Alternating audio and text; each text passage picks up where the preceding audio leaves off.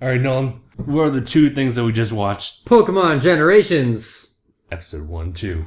And then just forget about the trailer. I was like, I thought we were gonna do it, but then I just mistakenly went with episode 1. Ah, they're so cool. They're really cool. I thought it was weird first because like I was wondering like why are they bringing this up now? Like, I mean, sure, there's like Sun and Moon anime, and how there's like definitely gonna be a huge contrast between that and this. But this is also English dub too. They're like so radically different, but I love them both. It's just so weird. Like I want to know like why are they bringing this up now? What do you mean? Like this is from what I saw, like it's based on like all the things that normally aren't really covered just in the game. Like maybe like backstories on characters that we never even kept track. Like for example, like if Looker was there and for the games, but obviously we didn't know about him, then it's like, why is that significant? Or there was that guy, remember in Pokemon Red, Blue, and Yellow, how there was that guy who was on the SSN, I think, who, if you went up and talked to him, he was like, shh, keep it on the low, but I'm a member of the International Police, like, in pursuit of Team Rocket. No way. It's like, obviously Looker. Oh my god. This is in the first games, and so, like, they obviously, I mean, they probably didn't plan on that, but they definitely used that to their advantage. Yeah.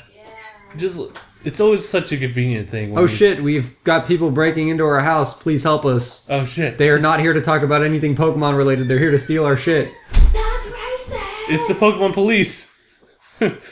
No lie though. Dude, I would watch an entire, like 24 episode anime about Pokemon SWAT team. That'd be cool. Seriously, I would. Watch Pokemon from the perspective of Officer Jenny. If only they had that. All of the Jennies. All of the Jennies. All of the Jennies. And that one male sibling. Totally. No, I'm totally hype. Yeah. I think it's really cool though that they're doing stuff like this, but then also the Pokemon anime, which Gabe's gonna disagree with me, but I think it looks really great. I'm keeping myself optimistic about it. It looks so fun. It has its own charm to it. It's extremely charming. And I can't wait to see Beware just nearly kill James every episode with immense hugging. Actually, you know what? I think the reason that they're bringing up so much lore is the fact that there's such a popularity in Pokemon right now. Yeah. I think they're finally realize how much people really love the lore. I mean, it's Sun and Moon, definitely the announcement to that. And I guess we can also thank like all the other previous games for like building up this fan base for a long time. So it's always been there. But then like obviously Pokemon Go is like Pokemon Go rekindled a lot of people's love for it. That too. And also increased like a lot of sales for the Nintendo 3DS as well as like other Pokemon games that came with it. That'd be X, Y, or the Auras. And so, yeah, I guess that would make sense, like, why they would bring up so much lore is to just get people informed of, like, this universe that is Pokemon. A lot of people have been discussing the tagline of Pokemon Sun and Moon, which is, it all comes together.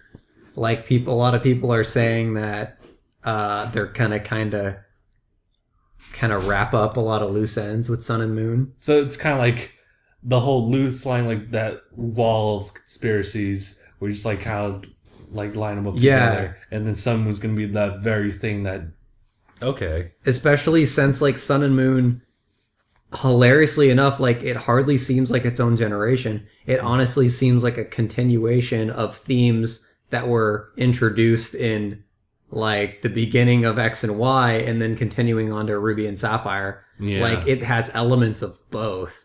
Yeah, it definitely feels like, well, it's its own game for sure, but definitely doesn't feel like its own standalone thing. Like, yeah. Especially with the alone forms. And sure, like, there's the addition to, like, I think the free-for-all battles and, like, Z moves and stuff like that. Just, like, new things to really make it feel like its own thing. Yeah, and, like, in Ruby and Sapphire introduced the concept of, like, alternate universes and stuff. And now we've got, like, the Ultra Beasts, which are, like, beings from other dimensions. And crazy. We have the return of Professor Oak. And like all these new Alolan forms. Yeah. Like of Generation 1 Pokemon. It almost feels like they're gonna try to go back to Kanto. Yeah. Like, which will be pretty wild. Mm-hmm. Like, because here's the thing. I imagine people would be pretty mad if they just remade Gen 1 with the current style of games. However, what I could see them doing is them, like, going back to Kanto, but, like, with a completely new story. How wild would that be? Hmm. I mean, we did see, like, the whole thing with Booger here for Origins, so maybe they're trying to explore different things.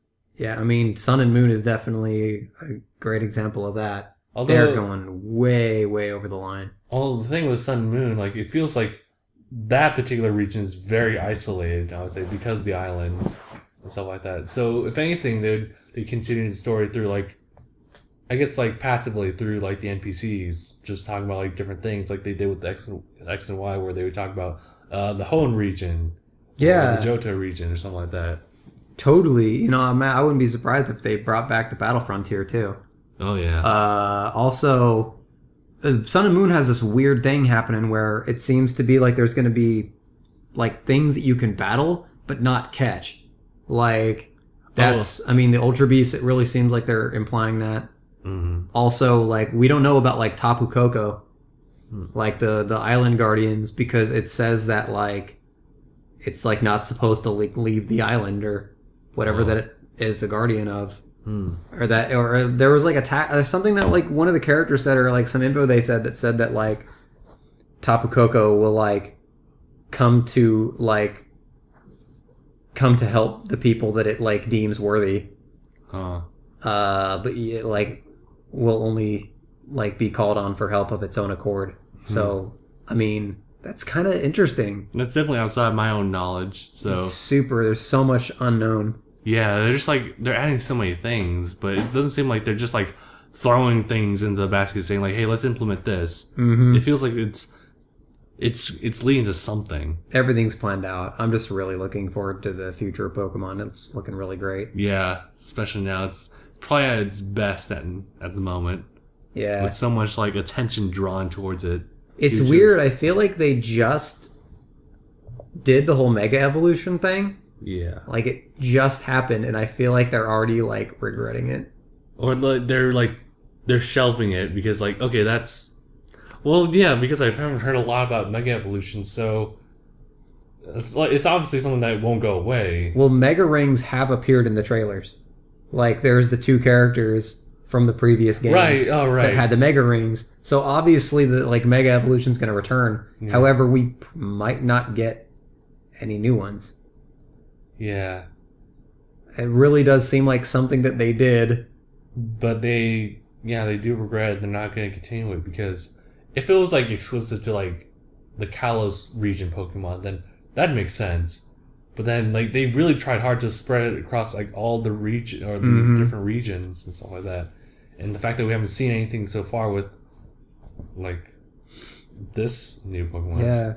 It just seems like Mega Evolution was such a big deal for such a long time. And it's, like, almost like they loved it while it was. And then, like, now they had, like, a new idea that's so much better. Now they're trying to, like, make people forget that Mega Evolution existed. Because there has been no mention of it. What would be cool, though, is if there were different forms for the Olin forms. So, like, it's like there's branching paths even from there. So, say that Vulpix and Ninetales just had, like, a Mega form.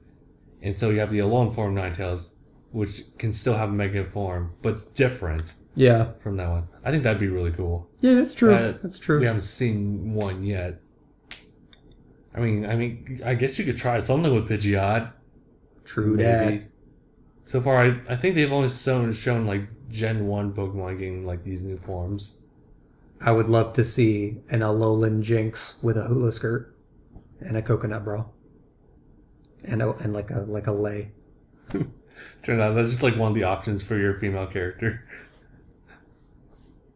It's just like so human.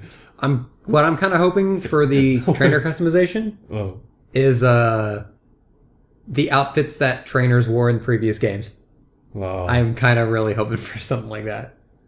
I was thinking of a lone form Jinx as an Ultra Beast. Yikes. Yeah, nah. Joke's on you, it's Ash's mom. That's so messed up. Ash's dad is Mr. Mime. Mr. Mime. Dad, we've had you sit on the floor eating with Pikachu all the time. Savage. You could have said something, Mr. Mime. All right, Pokemon. We got anything else to say? No, it's just like a whole bunch of anticipation for like what's to come. So yeah, I guess that's pretty much good. All right then. Thank you guys so much for watching, and we'll see you guys in the next video. #bye.